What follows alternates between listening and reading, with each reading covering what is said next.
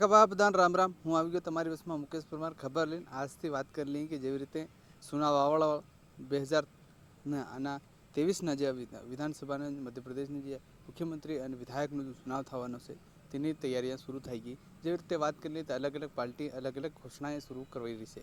તો વાત કરીએ કે જેવી રીતે ફૂલવાળી પાર્ટીની શિવરાજ સરકારે એક લાડલી બહેના યોજનાની માધ્યમથી એક યોજના શરૂ કરી અને તેમાં આપણી બહેનોને કાકી બાબીઓને બધા 1000 રૂપિયા હર મહિને મળવાનો ભથ્થો તૈયાર કર્યો. તેની સારું ફોર્મ ભર્યા અને તેની યોજના તહેત મળવાની ઘોષણા કરી. એની બાદ કમલનાથ જો પૂર્વ મુખ્યમંત્રી હતો, કોંગ્રેસ પાર્ટીનો પ્રદેશ અધ્યક્ષ છે, તેઓ કીધો કે હમારી સરકાર બને આવવાળા સમયમાં તો હું બી એવી રીતે જો નારી સન્માન નિધિમાં હું હર મહિલાને કાકી બાબીઓને બહેનોને હું 1500 રૂપિયા હર મહિને આલું, क्योंकि 1000 રૂપિયા ખર્ચો પૂરો નહીં થાય તેની સારું કમસે કમ 1500 રૂપિયા આલું અને 500 રૂપિયાનું સિलेंडर ગેસની ટંકી આલું. जबकि शिवराज सरकारे मोदी सरकारे गैस टंकी फ्री वाटी, लेकिन तेनी हाथे हाथे कि उनकी एक वक्त कनेक्शन आने की फिर ती भूली गया. बाद हर वक्त जो भराव पड़े गैस टंकी ने 1000 1100 1200 थाई रहा.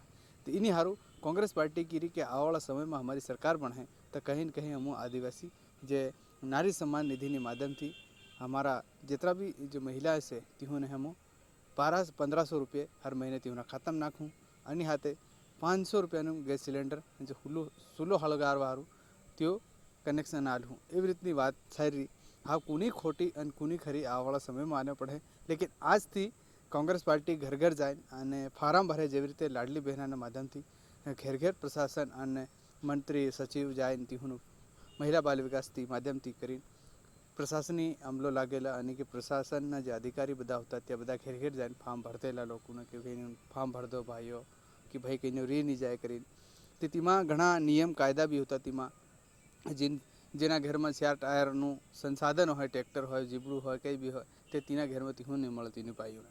બીજી વાત તીહું 60 વર્ષથી ઉપરવાળી ઉંમરવાળા નહીં મળે, ક્योंकि પેન્શન પહેલાંથી મળી રહ્યું છે તેની સારું દીવ નહીં મળી શકે. ફેર ઘણી એમાં નિયમ કાયદા બી બતાડી મળ્યા. તો તેના માધ્યમથી કેવાયસી કરાયું, બેંક ગયા કે એના જન્મ પ્રમાણપત્ર બનાવ્યા, ઘણી બધી કળીઓ થઈ રહી. એની માત કોંગ્રેસ પાર્ટી એક ખાલી પરસો બનાવ્યો તેના માધ્યમથી કીધું કે આવવાળા સમયમાં અમારી સરકાર બને છે, એક તમારી કનીઓ ફોટો કાપી રાખજો અને અમારી જેવી રીતે સરકાર બની ગઈ ત્યાર સુધી તમારું ભથ્થો મળવાનું શરૂ થઈ જાય. હવે વિચાર કરી કે ફાર્મ બે પાર્ટીઓ જાયજાન ભરાવાનું શરૂ કરી રહી છે. એક તરફ સરકાર છે ને એક તરફ कांग्रेस पार्टी से. हाँ, कोनी मजबूती, क्योंकि एक बात ताजी से कि 1500 आज ना महंगाई नमा 1500 सरकार ने भी हुसैन आली सकी. अगर आज महंगाई साली तो 16 हल्गार 1000 रुपया जो है 1100 रुपया जो है कम से कम तीन जगह 500 कांग्रेस पार्टी आलवानी वादों कर रही है. केयर पूरा थाय से आवाला समय मालूम पड़े, क्योंकि फूल वाली पार्टी हमने 1000 रुपया आले से नहीं आले ते भी देखूँ. फिर सरकार इन्हीं बनी जाए कमलनाथ नहीं तो ये भी आले से नहीं आले. હમણાં વતાડી રહ્યો બે પાર્ટીઓ ઘેર ઘેર જઈને ફોર્મ ભરી રહ્યો છે અને બે પાર્ટીઓ સુનાવ આવી ગયો એટલે એવી બધી વાતો બી કરી રહ્યો છે. ભાઈ ઘણી બધી વાતો અને આજ તેના બારામાં કમલનાથે શરૂ કરી એની અભિયાન અને એની હાથે હાથે કોંગ્રેસ પાર્ટીના જે નેતા છે તે બી ઘેર ઘેર જાય, તેના બૂથ લેવલના કાર્યકર્તા ત્યાં બી જાય એનો हम फॉर्म महिलाओं ने काकी बाबीन फॉर्म भरा हूँ ताकि हमारी सरकार बने तो वेगा રૂપિયા તીહોના ખાતામાં નાખું. એવી રીતની વાતો કહી દો. અને તીહું આજ આપણા ઝાબાની વાત કરી તો આ ઝાબામાં પ્રેસ કોન્ફરન્સ કરી અને હું કહેતું છે કાંતિલાલ ભુરિયાનો સોરે અને આ જો મંદસૌરની જે સાંસદ છે મીનાક્ષી નટરાજન અને કોંગ્રેસ પાર્ટીની વરિષ્ઠ નેતી કહેવાય તેની બી બધી વાતો કહી દો છે તે બી સાંભળ લો. અને હાવ્યો આવવાવાળા સમય માલુમ પડે કે કુનો પલડો ભારી પડે છે અને કુની સરકાર બને છે તે હમણાં કુના પૂરા થાય છે. તો એ તમો બધાનો વિચાર છે. તો એવી રીતની હું તમારી વસમાં ફેર એવી રીતની ખબર લઈને આવતો રહી. પણ તેની પહેલાં તમે યુ સાંભળો હું કીધું કાંતિલાલ ભુરિયાને સોરે વિક્રાંત ભુરિયાને હમણાં યુવા સોરા ટીમનો પ્રદેશ અધ્યક્ષ બનાવેલો. અને કોંગ્રેસની વાત કરી તો કોંગ્રેસની જે મંદસૌરની સાંસદ પૂર્વ હોતેલી હમણાં નહીં મળે પણ પહેલી હોતેલી હમણાં કોંગ્રેસમાં વરિષ્ઠ નેતા કહેવાય. तीन प्रभारी आली एमने को अलग अलग सेक्टरों जाए या मंडलानो सेक्टर बनावीने अलग अलग कार्यकर्ताओं मजबूत करवानी बात कर रहा है. हूँ कीधु प्रेस कोर्स में सरकार खिलाफ में हूँ घोषणाएँ से सामलो तुम. मीनाक्षी नटराजन जी ने आप सबको बहुत अच्छी तरह से सारी योजना के बारे में बताया, जो समस्याएं बताई। दो तीन चीज़ें मैं आपके सामने रखना चाहता हूं कि सर्वप्रथम जो नारी सम्मान योजना है, ये एक ऐतिहासिक और क्रांतिकारी योजना है जो हमारे परम आदरणीय पूर्व मुख्यमंत्री हनुमान भक्त कमलनाथ जी ने आज जिसकी शुरुआत करी है परासिया से, इससे हमारी बहनों को अधिकार मिलेगा, उनको सशक्तिकरण करने में बहुत मदद मिलेगी। जो सबसे बड़ी बात है कि 1500 रुपये प्रति महीना हमारी महिला बहनों को मिलेगा, साथ में 500 रुपये का सिलेंडर मिलेगा। आप सब जानते हैं कि आज महिला कितनी ज़्यादा परेशान है, क्योंकि महंगाई के कारण पूरा जितना भी बजट था हमारी महिलाओं का वो पूरी तरह से चरमरा गया, बिगड़ चुका है। वही जो सिलेंडर की बात ये 300 रुपये में बात करते थे बीजेपी, वो 1200 पार हो गया है। पेट्रोल डीजल ज़बरदस्त महंगा हो गया है। आटा, दही, चावल, गेहूं सब महंगा हो गया है। और ऐसे समय में अगर हम अपनी महिला बहनों को मदद नहीं कर सकते तो ऐसे समय में सरकार में रहने का भाजपा को कोई अधिकार नहीं है। सबसे बड़ा सवाल उनकी जो लाडली बहना योजना पर उठता है और जो उंगली उठती और जो शिवराज सिंह चौहान जी बोलते हैं कि नारी सम्मान योजना से क्या होगा, मैं उनको बताना चाहता हूं कि उन्होंने जो योजना लेकर आए हैं लाडली बहना, उसमें सबसे बड़ा जो उंगली उठती है, जो सवाल उठते हैं, 23 से 60 साल तक की महिलाओं के लिए ही लेकर आए। मैं शिवराज सिंह चौहान जी से सवाल करता हूं, क्या 23 साल से नीचे की बहनें और 60 साल की ऊपर की बहनें उनकी बहनें नहीं है? क्या वो लाडली बहना में नहीं आती कि जो उनको इस अधिकार से वंचित कर दिया गया? और इसमें बहुत सारे इतनी सारे रुकावटें लगा दी है कि जो औसतन 4 करोड़ हम मानकर चलते हैं कि मध्य प्रदेश में महिला हैं, 23 से 60 साल की जो उम्र की जो उनने लिमिट लगाई है, इसमें से 2 करोड़ महिलाएं बाहर हो जाती है मध्य प्रदेश की। और बाकी जो उन्होंने उस पर अपवाद लगाए हैं, उस कारण से पूरे मध्य प्रदेश में जो लाडली बहना योजना है उससे मुश्किल से 10 से 15% महिलाओं को ही लाभ मिल पा रहा है। बाकी सारी महिलाओं को इसका नुकसान हो रहा है, उनके फॉर्म नहीं भरवाए जा रहे। आप जरा गांव में घूमें, अधिकारियों को पूरी तरह से लगा रखा है पर महिलाओं के फॉर्म ही नहीं भर पा रहे हैं। और सबसे बड़ी दुख की बात यह है उसमें पक्षपात हो रहा है। जो बीजेपी के लोग लेकर आते हैं उन महिलाओं को भरा जा रहा है और अगर कोई आम महिला लेकर पहुंच जाए उनको इस चीज से वंचित करा जा रहा है। दूसरी सबसे बड़ा सवाल है कि अगर वो महिलाओं के लिए इतना सोचते थे तो इनको इनकी सरकार 18 साल से इनकी सरकार है, 18 साल से ये योजना क्यों नहीं लेकर आए? अब चुनाव को आने में सिर्फ 4 से 5 महीने बचे हैं और ये योजना जब लागू होगी इसका लाभ सिर्फ 2 महीने तक मिल पाएगा, उससे ज्यादा महिलाओं को नहीं मिल पाएगा। अगर वो सही में बहनों के हितैषी थे तो इसको शुरू से लागू करना चाहिए थी, 5 साल पूरी लागू करना चाहिए थी या 10 साल पूरी लागू होना चाहिए। ये नहीं करी, इससे साफ साबित होता है कि ये सिर्फ घोषणा है। मध्य प्रदेश में पैसा कानून हमारे आदिवासियों के लिए बहुत भावनात्मक मुद्दा था। इसको 1996 में धूरिया कमेटी के आदेश पर जब कांग्रेस की केंद्र की सरकार थी, इसका गठन हुआ था, इसका नियम बना था। इसके जब ये पैसा कानून बन गया, इसके नियम बनाने के लिए जो राज्य सरकार है उसको अधिकृत करा था। क्या कारण है शिवराज सिंह चौहान जी की 18 साल हो गए, 19 साल हो गए, आप पैसा कानून के नियम नहीं बना पाए थे। अब क्योंकि चुनाव आ रहे थे आपने जल्दबाजी में नियम बनाने दिए और वो भी आधे अधूरे नियम बना दिए, पूरा पैसा कानून को खत्म कर रख दिया।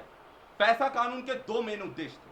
पहला कि ग्राम सभाओं को मजबूत करना। इन्होंने क्या करा, पंचायती राज को मजबूत करने की जगह, क्योंकि पैसा का फुल फॉर्म है पंचायती राज एक्सटेंशन टू शेड्यूल एरियाज, ये पैसा का फुल फॉर्म है। पंचायती राज को ट्राइबल एरियाज में मजबूत करने के लिए ये इस चीज का गठन हुआ था। इन्होंने क्या करा, ग्राम सभाओं को अलग बना दिया और ये नियम डाल दिया कि सरपंच, पंच, तड़वी जो चुने हुए जनप्रतिनिधि हैं उनको इसमें ग्राम सभा में नहीं रखेंगे। तो फिर ये ग्राम सभा का मतलब क्या हुआ? ये मतलब हुआ कि आप अपने एजेंटों को इन ग्राम सभा में बिठा देंगे और वो जैसा बोलेंगे करेंगे। तो गांव में, हर गांव में इन्हें झगड़े डाल दिए। दूसरा सबसे बड़ा कि नौकरशाही से मुक्ति करना, मतलब ग्राम सभा को जल जंगल और जमीन का अधिकार। और आज क्या हुआ है कि आज भी एसडीएम बैठा है, आज भी तहसीलदार बैठा है, आज भी कलेक्टर बैठा है, तो आपने इनको मुक्त कहां करा? नौकरशाही तो वैसी की वैसी है।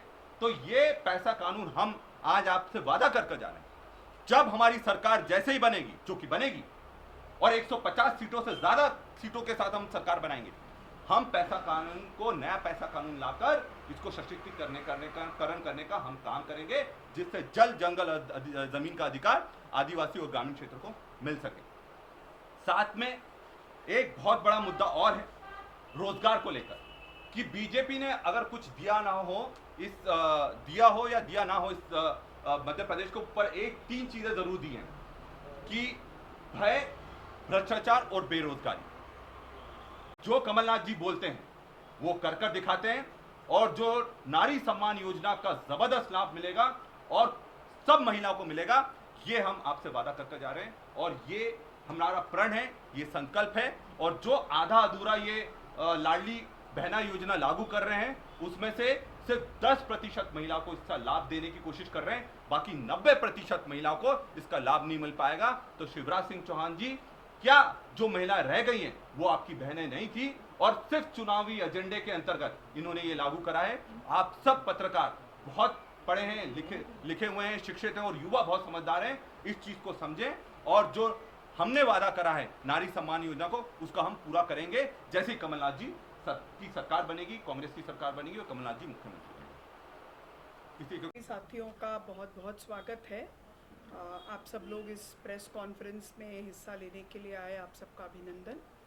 जैसा कि ज़िला कांग्रेस कमेटी के अध्यक्ष ने आपको भी बताया, पूरे प्रदेश में आज नारी सम्मान योजना का शुभारंभ हो रहा है। हमारे माननीय प्रदेश कांग्रेस कमेटी के अध्यक्ष और पूर्व मुख्यमंत्री माननीय कमलनाथ जी छिंदवाड़ा में इसको लॉन्च कर रहे हैं, और हम सबके नेता इस संसदीय क्षेत्र से प्रतिनिधित्व कई बार कर चुके माननीय कांतिलाल भूरिया जी आज इसको लॉन्च रतलाम से कर रहे हैं, और हमें ये सौभाग्य मिला कि झाबुआ में और अलीराजपुर में हम इसके संबंध में शुरुआत करें।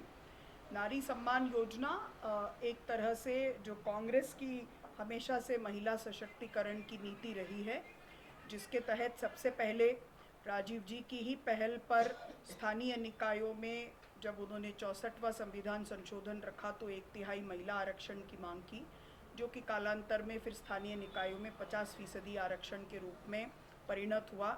जिस तरह से हम 33% आरक्षण के लिए विधानसभा और लोकसभा में भी प्रतिबद्ध हैं, उसी को आगे बढ़ाते हुए जैसे कमलनाथ जी ने किसान कन्यादान योजना में राशि को बढ़ाया था हमारे 15 महीने के कांग्रेस के सरकार के कार्यकाल में, उसी तरह नारी सम्मान योजना में हमारी सम्मानित महिलाओं को, बहनों को मध्य प्रदेश में 1500 रुपये प्रति माह देने का संकल्प किया है।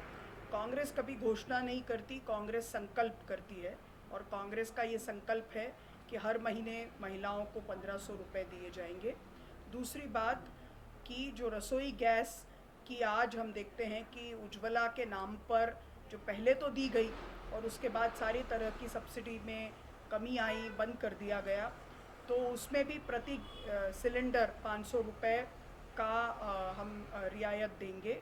तो सब तरह से ऐसे देखा जाए तो साल में महिलाओं को 25,000 रुपये की बचत होगी, और करीब 18,000 रुपये जो नारी सम्मान योजना है उसके अंतर्गत निधि के रूप में उनको मिलेगा। जिस तरह से लगातार महंगाई के कारण कीमतें बढ़ी हैं, जिस तरह से महिलाओं को परेशान होना पड़ा है, घर का प्रबंधन, बाहर का प्रबंधन आमतौर पर महिलाएं करती हैं, और ऐसे में जब इस तरह से कीमतें बढ़ती हैं तो उसका भी सबसे पहले जो उसकी परिणति होती है उसका सामना महिलाओं को करना पड़ता है। उसी को सोचते हुए नारी सम्मान योजना लागू किया गया। आज जो लाडली बहना योजना मध्य प्रदेश में चल रही है, तो हम सब जानते हैं कि आज महिला उत्पीड़न के मामले में मध्य प्रदेश बहुत दुख के साथ, दुर्भाग्य के साथ कहना पड़ता है कि नंबर 1 हो चुका है। जिस तरह से बालिकाओं का ड्रॉप आउट रेट बढ़ा स्कूल से कोविड के बाद, और जिस तरह से लाडली बहना योजना में बड़े पैमाने पर महिलाओं को इस योजना में शामिल नहीं किया गया, जो इसमें एज का जो इन्होंने नियम बनाया 23 से 60 बरस का, जबकि हमारे देश की आज औसत आयु 65 साल हो गई है। और सीनियर सिटीज़न जो महिलाएं वृद्ध होती हैं, वृद्धाएं होती हैं, उनको सबसे ज़्यादा सम्मान निधि की ज़रूरत पड़ती है।